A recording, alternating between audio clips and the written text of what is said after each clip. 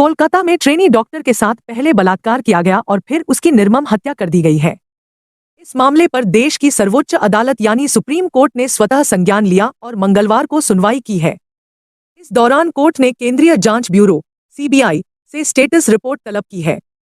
साथ ही साथ supreme court की 3 सदस्यीय बेंच ने सवाल उठाया कि पुलिस क्या कर रही थी। प्रधानमंत्री नरेंद्र मोदी के निर्देश के बाद संघ लोक सेवा आयोग (यूपीएससी) से सीधी भर्ती का विज्ञापन रद्द करने को कहा गया है।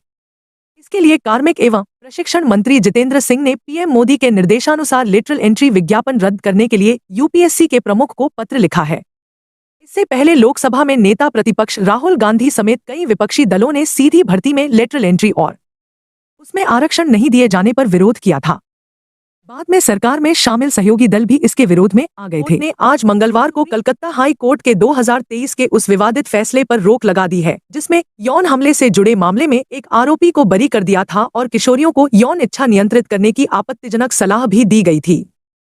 साथ ही सुप्रीम कोर्ट ने जजों के लिए किशोरों से जुड़े मामलों में फैसले लिखने के तौर तरीकों के बारे में भी दिशा निर्देश जारी कर दिया। देश की पूर्व प्रधानमंत्री शेख हसीना भारत में शरण ली हुई हैं।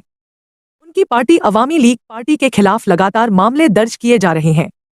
इसी फहरिस्त में अब उनकी पार्टी के पूर्व विदेश और समाज कल्याण मंत्री दीपू मोनी को भी गिरफ्तार कर लिया गया है। दरअसल उन पर आरोप है कि उन्होंने बांग्लादेश की दूसरी सबसे बड़ी पार्टी बांग्लादेश नेशनलिस्ट पार्टी के जिलाध्यक्ष शेख फरीद अहमद मानिक के आवास पर हमला किया है। इस मामले को लेकर उनके खिलाफ केस दर्ज किया गया था। सागर में चीन अपनी दादागिरी आए दिन दिखाता रहता है और वह लगातार अपनी मौजूदगी बढ़ाता जा रहा है। इसको काउंटर करने के लिए भारत एक बड़ा कदम उठाने पर विचार कर रहा है। कहा जा रहा है भारत और जापान के बीच एक बड़ी डिफेंस डील हो सकती है। इस डील के जरिए भारत अपने दोस्त जापान से नौसेना के लिए एंटेना खरीद सकता है। इस डील से हिंद महासागर में चीन की सारी चालबाजियां नाकाम होंगी। कश्मीर के बारामूला में मंगलवार सुबह लगातार 2 भूकंप के झटके महसूस किए गए। इससे लोगों में दहशत फैल गई और वे अपने घरों से बाहर निकल आए और अपने प्रियजनों को फोन करके उनका हालचाल पूछा। आज आए भूकंप में किसी तरह के जानमाल के नुकसान की खबर नहीं है। नेशनल सेंटर फॉर सीस्मोलॉजी के अनुसार जम्मू कश्मीर के बारामूला में आए भूकंप की तीव्रता रिक्टर स्केल पर 4.9 दर्ज की गई। साथ ही साथ पाकिस्तान के इस्लामाबाद में भी भूकंप के झटके लगे हैं। आरजी कर मेडिकल कॉलेज एंड हॉस्पिटल में डॉक्टर की रेप कर हत्या का मामला अभी ठंडा भी नहीं पड़ा था कि पश्चिम बंगाल के पूर्व मेदिनीपुर जिले के नंदीग्राम में एक महिला के कपड़े उतारकर उसे दौड़ा कर पीटने का आरोप लगा है। यह मामला सामने आने के बाद नंदीग्राम में बवाल मचा हुआ है। मुल्क की अमेरिकी अंतरिक्ष यात्री सुनीता विलियम्स और बुच विल्मोर स्पेस में फंस गए हैं। दोनों 8 दिन के लिए एक मिशन के तहत 5 जून को बोइंग के स्टारलाइनर विमान से अंतरिक्ष में बने स्पेस स्टेशन गए थे, लेकिन स्टारलाइनर के विमान में तकनीकी खामी के चलते दोनों की अंतरिक्ष से वापसी अब तक नहीं हो पाई। हालांकि अब दोनों की वापसी कब होगी इस पर कोई तारीख सामने नहीं आई है। प्रधानमंत्री नरेंद्र मोदी ने भारत के अंतर्राष्ट्रीय रिश्तों को मजबूत करने में अहम रोल निभाया है। जहां एक तरफ जानकारी मिली है कि रूस यूक्रेन जंग के बीच पीएम मोदी 23 अगस्त को यूक्रेन का दौरा करेंगे, वहीं अब भारत के विदेश मंत्रालय ने बताया है कि पीएम मोदी यूक्रेन से पहले यूरोप के एक ऐसे देश का दौरा करेंगे जहां पिछले 45 साल से कोई भारतीय प्रधानमंत्री नहीं पहुंचे। पीएम यूरोप के देश पोलैंड का 2 दिवसीय दौरा करेंगे। प्रदेश पुलिस भर्ती एवं प्रोन्नति बोर्ड ने कांस्टेबल लिखित परीक्षा के लिए एडमिट कार्ड जारी कर दिया है। अभ्यर्थी भर्ती बोर्ड की आधिकारिक वेबसाइट uppbpp.gov.in पर जाकर हाल टिकट डाउनलोड कर सकते हैं। यूपी पुलिस कांस्टेबल भर्ती परीक्षा का आयोजन 23, 24, 25, 30 और 31 अगस्त को हर दिन 2 शिफ्टों में किया जाएगा।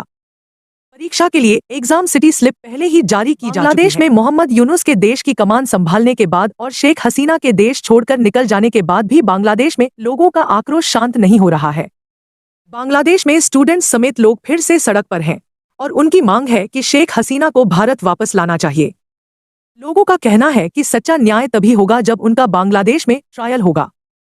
बांग्लादेश में हिंदुओं पर हमले के विरोध। बांग्लादेश में मंदिरों पर हमले व हिंदुओं पर हो रहे अत्याचार के विरोध में अंतर्राष्ट्रीय विश्व हिंदू परिषद व बजरंग दल के कार्यकर्ताओं ने शुक्रवार को सड़कों पर जुलूस निकालकर प्रदर्शन किया। इसके बाद तहसील पहुंचकर पदाधिकारियों ने राष्ट्रपति को संबोधित ज्ञापन सौंपा।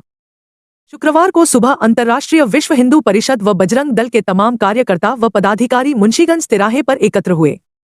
संगठन के जिला महामंत्री शुभम सोनी ने कहा कि एक कट्टरपंथी संगठन के इशारे पर बांग्लादेश में नियोजित ढंग से हिंदुओं को निशाना बनाकर उनके घरों पर हमला कर लूटपाट की जा रही है। आगजनी कर मंदिरों में लगातार तोड़फोड़ जारी है। महिलाओं व बच्चों पर अमानवीय अत्याचार हो रहा है।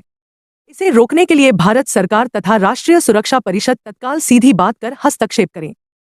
यहां से नारेबाजी के साथ विरोध प्रदर्शन करते हुए कार्यकर्ता मुख्य मार्गों से होकर तहसील पहुंचे। पदाधिकारियों ने एसडीएम को राष्ट्रपति के नाम संबोधित ज्ञापन सौंपकर तत्काल कार्रवाई की मांग की। हिंदू छात्र अल्पसंख्यक अधिकार आंदोलन समूह मोहम्मद यूनुस सरकार के सामने 8 सूत्रीय मांगों को रख सकते हैं।